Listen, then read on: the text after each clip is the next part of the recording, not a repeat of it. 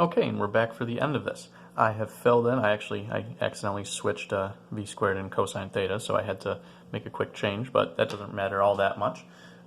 You can take a look, pause the video, see that your values are the same as mine. And then let me show you what we got on the computer. I'm not going to put it on here, I'm just going to show you right on the computer. Okay? So here's your computer. Those two blacked out columns for earlier were my columns for cosine of theta and v squared. This is still the old graph.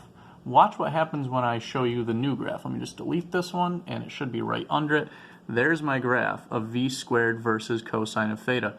And as you can tell, so obviously since cosine of theta becomes negative at some point after 90 degrees, we do have to work with two quadrants here. But look at that graph. Look at those data points. They're all almost right on that line. There's a couple that are just barely off. And if you look very, very closely, take a look at that r squared, 0.9938. The other one was 0.96. This is much, much closer. So this is a good indication that we are graphing, that we are making a graph that really does show the correct linearization of this.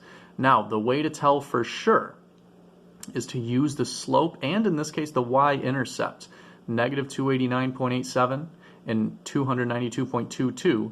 We can use those to test to see if the to see if we can measure some constants correctly using those values. So let's go back over to our equation. Let me just get this centered for you. Okay, all right. So notice again, from before, we said that the slope should matches up with negative 2GL. Okay, I'm just going to split this here. Again, you can make the graph if you want. This says, finally use the graph and your equation above to calculate two experimental values for g, the acceleration due to gravity. Well, we found up there that the slope was equal to negative 2GL. And guess what? If we had plotted this ourselves, we could find the slope using y2 minus y1 over x2 minus x1. But from the equation on the computer, so that's how you could do it in person if you were trying to do this on a test. From the computer, we're told that the slope was negative 289.87. Okay? And let's see, that slope is in units since we have v squared over cosine theta. The units of v squared are meters per second squared. The units of cosine theta, it has no units, it's just a number. So these units are m squared over s squared. Now what we can do here is we can rearrange this to solve for g. So if I want to solve this for g, it would be, let's see, I divide negative 2L over to the other side. I end up with 289.87 meters squared per second squared divided by 2 times L. And what is L? In this case, if we go back to the front, we remember that the length of the pendulum, the distance from pivot to the actual center of mass of the pendulum, 15 meters. We're going to plug in 15 meters and see what we get. Notice the units work out. If I have a meter down here and meters per second, or meters squared over second squared up here, the one set of meters will cancel out. I should get meters per second squared. That's good. If I do 289.87 divided by 2 times 15 is 30. Look at that. We get a value for g of 9.66 meters per second squared. Is that pretty close to what g should actually be? I know we use 10, but that's just for an approximation for calculating purposes. We know g is actually much closer to 9.81. How close is that? I mean, we're talking this, if we want to do a percent error, we're talking 1.5% error, very, very small. We can also verify this using the y-intercept. Okay, we know that the y-intercept is equal in this case to 2GL. And again, this all came from deriving our equation up here. This isn't like some magical thing. We found that the gravitational potential energy should be equal to the kinetic energy. We reworked our equation. We even found a kind of weird equation for finding the initial height in terms of theta. And it looks like it's working out because it's giving us values that we expect.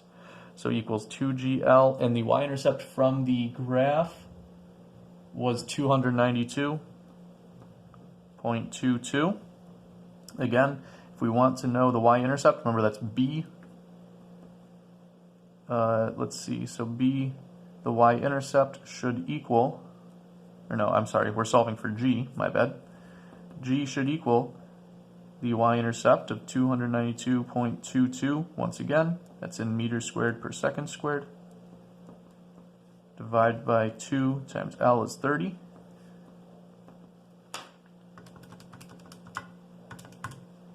And we get G of 9.74 meters per second squared.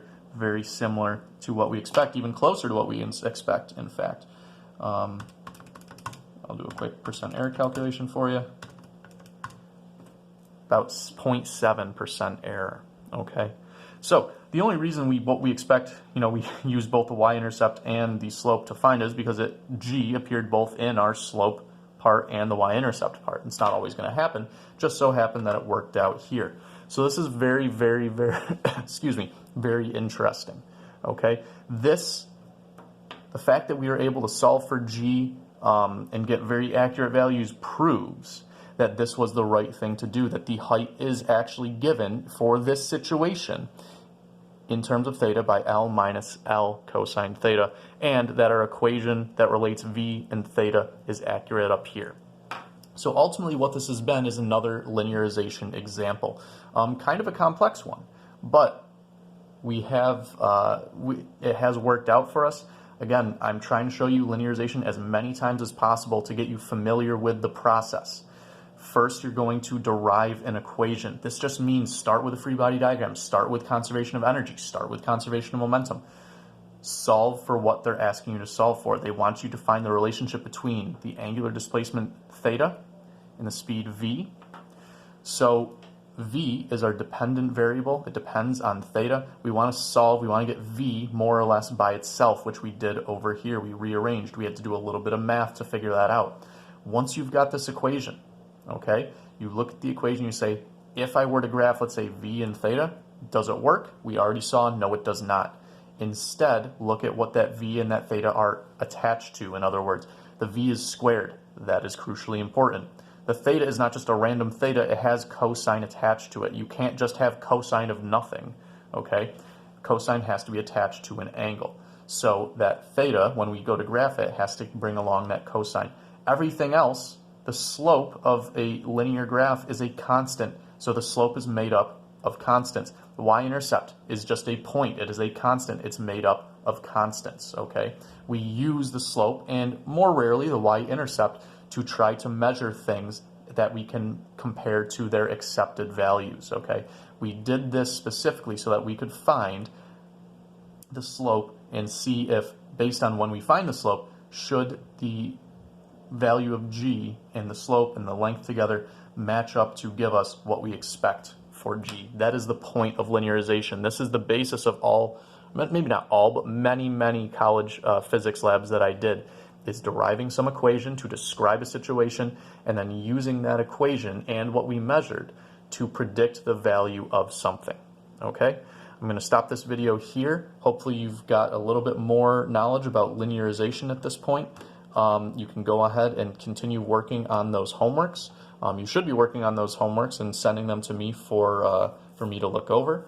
I would like to be done with this unit fairly soon, actually. This is the last set of notes for it. So until we move on to waves, this is it. I'll see you guys later.